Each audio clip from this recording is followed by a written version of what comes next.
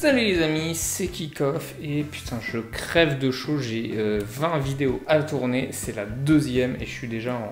Oula. Bon, en bref, on s'en fout de ma vie. Ouais, donc on va commencer la vidéo.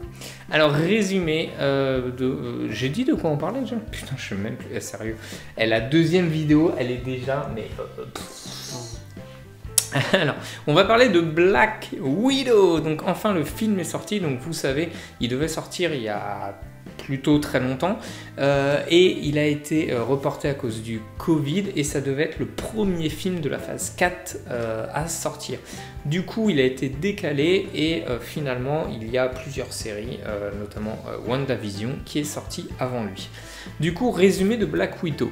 Black Widow, c'est quoi? C'est à la fois une origin story de Black Widow, du coup, la veuve noire, sans l'être, car ça se déroule pendant les Avengers. Voilà.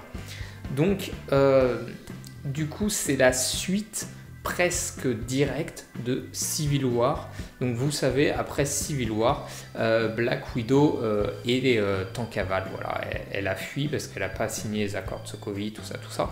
Et surtout, elle a aidé à s'échapper, machin bidule truc là, Captain America.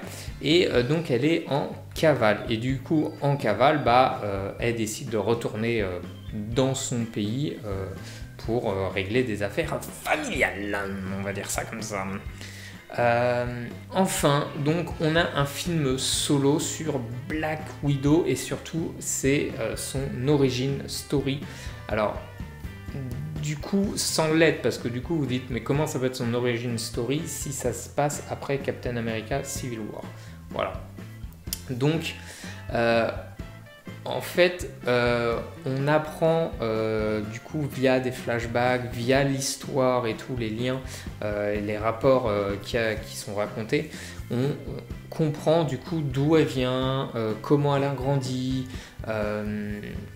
et du coup on en apprend sur son passé. Voilà. Du coup, l'inconvénient, c'est que ça peut être difficile de raccrocher et de comprendre parce que, du coup, comme c'est par flashback, c'est par petits morceaux, du coup, si tu te souviens plus de tout ce qui s'est passé et tout, dans quel ordre et tout, c'est difficile de reconstruire dans l'ordre toute son histoire. Voilà. Ensuite, du coup, forcément, qui dit Black Widow dit nouveau méchant. Et qui dit nouveau méchant dit nouveau méchant. Je suis con. Et du coup, ce nouveau méchant, pour moi, c'est un ratage complet. Un ratage complet dans le sens où ils n'ont pas du tout exploité ses capacités. Et pour vous expliquer, le méchant, son pouvoir, entre guillemets, c'est en fait il analyse le mouvement de la personne qui combat et du coup il reproduit exactement les mêmes gestes. Voilà. Donc du coup ça donne à la fin comme un peu un miroir quand il se combat et du coup donc, Black Widow a fait un point comme ça et lui il fait exactement le même point. Voilà. Et du coup ça dit tiens, ça va nous faire ça des scènes de combat de ouf et assez intrigant. Et en fait, du coup, il nous montre un moment une scène justement de combat qui est trop stylée, du coup, avec ces capacités-là, mais elle est super courte. Et après, tout le reste du film, on n'en a plus le droit en fait. On n'a plus de scènes de combat comme ça où il utilise pleinement ses capacités. Du coup, on en sait peu sur lui, on le voit peu et on en attendait beaucoup, voilà, parce que c'est quand même le méchant du film, donc tu dis il va y avoir notamment le final, the big combat entre Black Widow et lui, et du coup avec ses capacités et tout, ça va être super intéressant, mais pas du tout. T'as limite l'impression que du coup ce méchant avec ses capacités là, il est un peu secondaire, et du coup c'est dommage parce que finalement il aurait peut-être pu encore plus porter, améliorer le film. Alors, le début du film est très dur émotionnellement et un peu violent. Violent, pas dans le sens baston, sang et tout, mais violent dans le sens émotion. Pourquoi? Parce que du coup, il raconte l'origine story de Black Widow et voilà, pour ceux qui ont suivi les films précédents où on avait quelques infos sur d'où elle venait, comment elle a grandi, là on apprend un peu tout et c'est extrêmement violent. Voilà. Le film est radicalement différent des films Marvel. On dirait pas que c'en est un même, tellement ça fait assez sombre et dur. On a l'habitude, du coup, Marvel, Disney, on a l'habitude d'avoir plutôt des films très familial, très quand même assez propre, pas trop gore, pas trop et tout. Et là, c'est différent, Moi, je ne m'attendais pas à ça et qu'ils aillent aussi direct dans son passé, aussi cru et compagnie. Après, on a la séquence finale. La séquence finale me fait un peu penser à Tomb Raider, quoi. Genre quand Tomb Raider elle s'échappe d'un temple alors que tout est en train de se casser la gueule. Voilà. Donc voilà, bon, c'est moi qui suis chelou, je pense. Mais il y a quand même un autre point négatif. Vous voyez, je critique Marvel. Et du coup, j'en ai marre des cascades. Voilà, j'en ai marre. Stop. En fait, chaque film doit faire beaucoup plus spectaculaire que le précédent.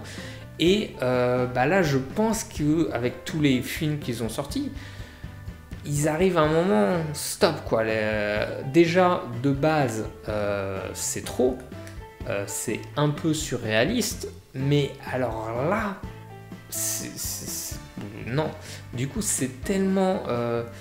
ils vont tellement dans la surenchère et dans n'importe quoi que du coup, ça perd vraiment de la crédibilité. Voilà, faut articuler.